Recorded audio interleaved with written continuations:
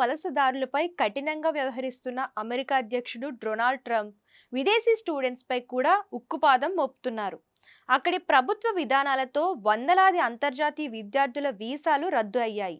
గడిచిన కొన్ని వారాల వ్యవధిలోనే 1000 మందికి పైగా విదేశీ విద్యార్థుల వీసాలు లేదా చట్టబద్ధ హోదాలు రద్దయ్యాయి. వీరిలో సగం మంది భారతీయులు ఉన్నారని అమెరికన్ ఇమిగ్రేషన్ లాయర్స్ అసోసియేషన్ తెలిపింది. కాగా ఇప్పటి వరకు 327 మంది విద్యార్థుల వీసాలు రద్దయ్యాయని తెలుస్తుంది. వీరిలో 50% మంది భారతీయులే కాగా చైనాకు చెందిన వారు 14% మంది ఉన్నారు. అలాగే నేపాల్, దక్షిణ కొరియా, బంగ్లాదేశ్ వంటి దేశాలకు చెందిన విద్యార్థులు కూడా ఈ లిస్టులో ఉన్నారు.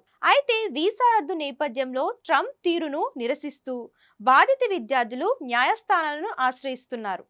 వీసాల రద్దులో ట్రంప్ ప్రభుత్వం సరైన చర్యలు తీసుకోవడం లేదని ఆరోపిస్తున్న స్టూడెంట్స్ తమ వీసాలను రద్దు చేయడానికి సరైన కారణాలు కూడా లేవని చెబుతున్నారు. ఈ క్రమంలోనే తమను స్వదేశాలకు పంపించకుండా నిలుపుదల ఆదేశాలు ఇవ్వాలని కోర్టులను అభ్యర్థిస్తున్నారు.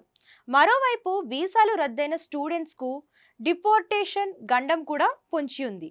ముఖ్యంగా Stanford, Ohio varsity, Harvard university of Maryland విద్యార్థులకు ముప్పు ఎక్కువగా ఉంది.